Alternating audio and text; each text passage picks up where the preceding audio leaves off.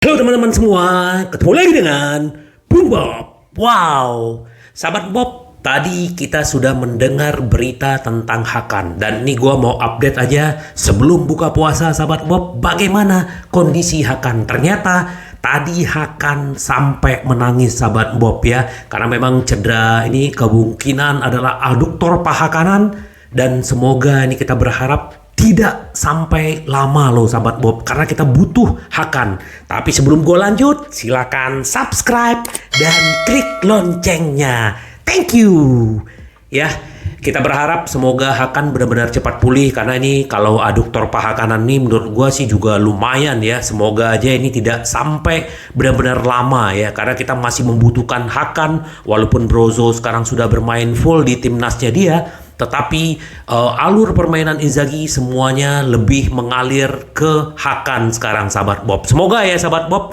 Nah, selain Hakan, gue juga mau update sedikit tentang Lukaku ya. Kita tahu Lukaku bagaimanapun bermain di Inter 13 atau 15 pertandingan cuman mencetak 3 gol, sementara di dua timnas dia mencetak 4 gol. Ini luar biasa. Tetapi apakah bisa dia menularkan ke klub? Kita berharap dia bisa melakukan itu ke Inter. Nah, ini menurut kutipan dia yang menurut gua ini luar biasa ya.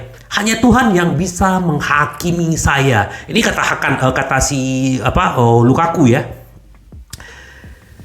Hanya Tuhan yang bisa menghakimi aku sekarang. Hanya Tuhan yang sayang. Tidak ada orang lain. Tidak ada orang lain. Semua bajingan lainnya hanya mengurus urusanku, dia bilang gitu. Ya mungkin dia kesal dengan bagaimana kritikan-kritikan, ya wajar dong ya. Selama dia di Inter hampir satu musim ya, tidak memberikan kontribusi yang benar-benar maksimal, dan itu wajar ya. Inter mengeluarkan uang banyak, kita sebagai fans punya punya ekspektasi yang tinggi terhadap Lukaku. Tetapi hasilnya apa? Kita bisa melihat apa hasil dari Lukaku sampai saat ini. Belum banyak sahabat Bob, bahkan minim sekali ya.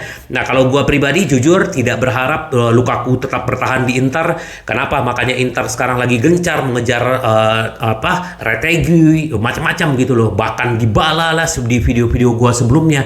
Jadi kita berharap aja bagaimana Inter bisa lebih baik ya. Tapi kita berharap Lukaku bisa gacor sampai akhir musim, benar-benar bisa membantu Inter sahabat Bob ya.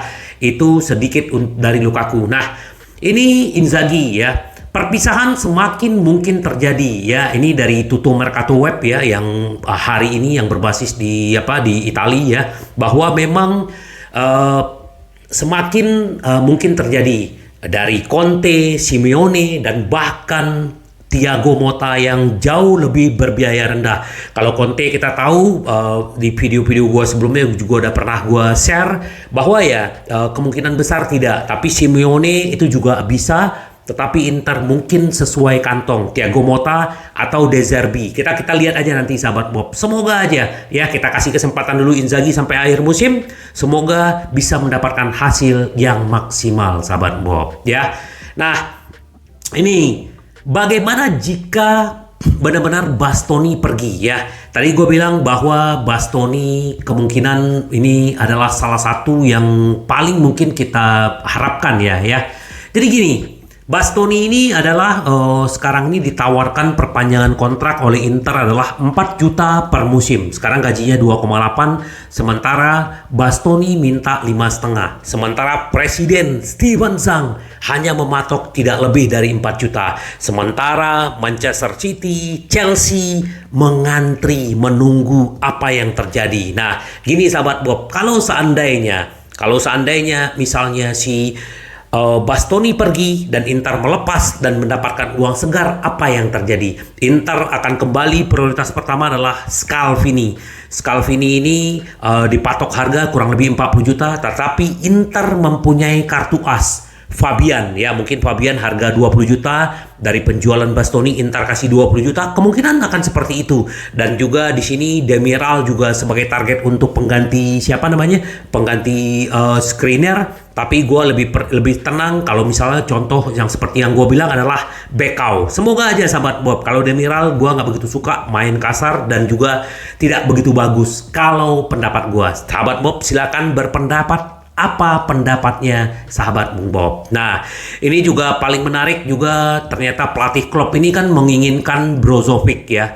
Brozovic, apalagi kalau kemarin-kemarin kan dia memperpanjang kontrak, juga di banyak yang menginginkan dia, tetapi Inter memperpanjang kontrak. Tapi dengan kemarin ya performance dia menurun, cedera yang panjang, Klopp menjadikan Brozovic adalah sebagai prioritas utama untuk menambah lini tengahnya Liverpool. Apakah ini akan terjadi di musim depan, sahabat Bob? Kita lihat aja, sahabat Bob. Bagaimana? Apakah ini benar atau tidak? Ini adalah menurut FC Inter News ya. Jadi kita tunggu apa yang akan terjadi. Nah, ini juga sedikit dari mantan pemain Inter yang sekarang melatih pelatih dia melatih di mana sih, di Turki ya. Ini adalah Andrea Pirlo. Benfica sisi brilian, tapi Inter bisa kalahkan siapapun. Jadi gini katanya, kata si Pirlo, Benfica mereka tidak bisa diremehkan. Lanjutnya, Schmidt membuat mereka memainkan gaya sepak bola bertempo tinggi yang intens dan dinamis. Namun di bawah Simone Inzaghi, Inter adalah tim papan atas dan mereka dapat tampil melawan siapapun. Ini gue setuju, sepakat apa yang dibilang Pirlo, benar banget. Ya, kita tahu bagaimana penampilan Inter di Liga Champions ya, bisa sampai ke perempat final ini bukan pekerjaan mudah. Ya, Conte yang begitu hebat, begitu yang diagung-agungkan, tidak bisa membawa Inter melaju lebih dari 16 besar ya. Jadi kita tunggu aja, sahabat Bob, semoga aja Inzaghi seperti yang diharapkan oleh Pirlo. Tetapi kita juga berharap semoga pemain-pemain incaran Inter benar-benar merapat, dan kita doakan pemain-pemain yang cedera ya, seperti Hakan, Dzeko, dan Di Marco segera kembali, sahabat Bob. Karena sebentar lagi adalah April, dan ini adalah April yang padat, dan kita berharap semua tim komplit dan siap melaju, sahabat Bob. Sampai ketemu lagi dengan Bung Bob. Bye bye. Ci vediamo. Yes.